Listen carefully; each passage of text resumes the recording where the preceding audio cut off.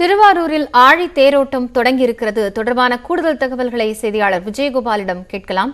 விஜயகோபால், பிரசித்தி பெற்ற ஆழி தேரோட்டம் என்பது தொடங்கி இருக்கிறது. என்னென்ன ஏற்பாடுகள் செய்யப்பட்டிருக்கிறது? காயத்ரி, வேதாரண்யம், விளக்கழகு, திருவுடையூர், திருவழகு, கும்பகோணம், கோவில் அழகு என்று சொல்வார்கள். இதற்கெல்லாம் ஒரு கிரீடம் வைத்தது போல திருவாரூர் தேரழகு என்பார்கள். கிட்டத்தட்ட ஒரு ஊரே திரண்டு வருகின்ற போது ஆழித்தேர் திருவாரூர் வீதிகளில், தேரோடும் வீதிகளில் வந்து கொண்டிருக்கிற காட்சிகளை தான் பார்த்துக் கொண்டிருக்கிறோம். திருவாரூர் தியாகேசர் கோயில் என்பது சைவ மதங்களுக்கு கூடிய தலைமை பீடமாக கருதப்படுகிறது. இத்தகைய சிறப்பு மிக்க இந்த தியாகேசர் ராஜாவாக இங்கு வழிபடப்படுகிறார். இந்த கோயில் பெரிய கோயில் என்று அழைக்கப்படுகிறது. இந்த குளம் கமலாயம் என்று அழைக்கக்கூடிய இந்த குளமானது பெரிய குளம் என்று அழைக்கப்படுகிறது. ஆக இந்த ஊரில் அனைத்துமே, இந்த சிவனுக்குரிய அனைத்து விஷயமே ஒரு பெரியதாகவே கருதப்படுகிறது, பெருமைக்குரியதாக கருதப்படுகிறது. அத்தகைய சிறப்பு மிக்க இந்த கோவிலுக்கு இந்த ஆழித்தேர் என்பது சிறப்புக்கு சிறப்பு சேர்க்கிறது. இந்த ஆழித்தேர் என்பது அலங்காரத்துடன் 360 டன், கிட்டத்தட்ட 36,000 கிலோ எடை கொண்டது. இப்ப அலங்காரத்துடன் கூடிய இந்த தேர் 96 அடி உயரம் உள்ள இந்த தேர். ஆக அந்த பிரம்மாண்டமான தேர் தான் நம் கண் முன்னே ஆடி அசைந்து தேரோடும் வீதிகளில் வந்து கொண்டிருக்கிறது.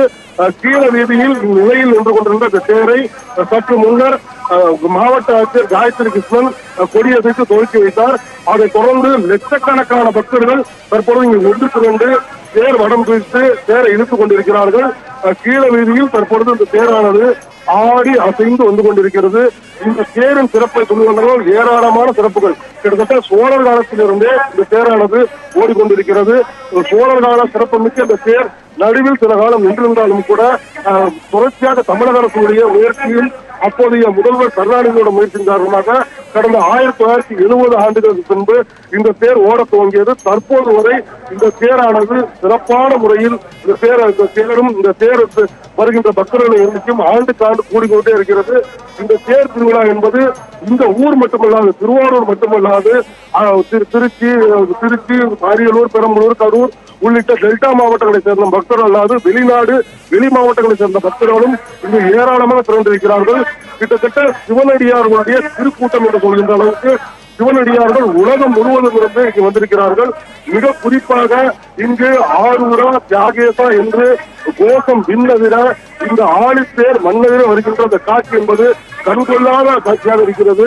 மேலும் இந்த தேர் ஓட்டத்தை முன்னிட்டு தற்பொழுது திருவாரூர் மாவட்ட காவல்துறை கண்காணிப்பாளர் விஜயகுமார் தலைமையில் 1200 போலீசார் பாதுகாப்பு பணியில் ஈடுபட்டுள்ளனர். மேலும் சீருடை இல்லாத போலீசாரும் ஆங்காங்கே வந்து மக்களை பாதுகாப்பு மற்றும் கண்காணிப்பு பணியில் ஈடுபட்டு வருகிறார்கள்.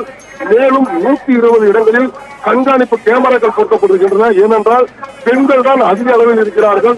அவர்களுக்கு எந்தவித பாதுகாப்பு அச்சுறுத்தலும் ஏற்படுத்தக்கூடாது என்பதற்காக இந்த 120 கேமராக்களும் முழுமையாக ஒரு கண்ட்ரோல் ரூம் என்று கூறுகின்ற ஒரு கட்டுப்பாட்டு அறையில் முழுமையாக கண்காணிக்கப்படுகிறது. எங்கெல்லாம் பாதுகாப்புக்கு அச்சுறுத்தல் ஏற்படுகிறதோ அந்த இடத்தில் உடனடியாக போலீசார் விரைந்து அதை சரி செய்யும் பணியில் தொடர்ச்சியாக ஈடுபட்டு வருகிறார்கள். கிட்டத்தட்ட இந்த ஊரே திருவிழா கோலம் பூண்டிருக்கிறது. ஆழித்தேரானது தொடர்ச்சியாக தற்பொழுது கீழ வீதியில் ஆடி அசைந்து வந்து கொண்டிருக்கிறது. இதன் தொடர்ச்சியாக வடக்கு வீதி, தெற்கு வீதி வழியாக இந்த 4 வீதியிலும் மனம் வந்து இன்று மாலைக்குள் நிலை வந்து அடையும் என்று எதிர்பார்க்கப்படுகிறது. இந்த தேர் திருவிழாவை முன்னிட்டு இந்த நகரம் முழுவதுமே பல்வேறு இடங்களில் பக்தர்களுக்கு அன்னதானம் வழங்கப்படுகிறது. மேலும் நீர் மோர் பானக்கம் என்கின்ற அந்த பானங்கள் வழங்கப்படுகின்றன. பக்தர்கள் எந்த விதத்திலும் சோர்வடையக்கூடாது என்பதற்காக இந்த பக்தர்கள் இந்த சேவைகளை செய்து வருகிறார்கள். தற்பொழுது இந்த தேரானது ஆடி அசைந்து இந்த தேரோட வீதியில் வந்து கொண்டிருக்கிற காட்சிகளை தான் நாம் பார்த்துக் கொண்டிருக்கிறோம். காயத்ரி, நன்றி விஜயகோபால். திருவாரூர் ஆழி தேரோட்டம் குறித்த தகவல்களை வழங்கியமைக்காக.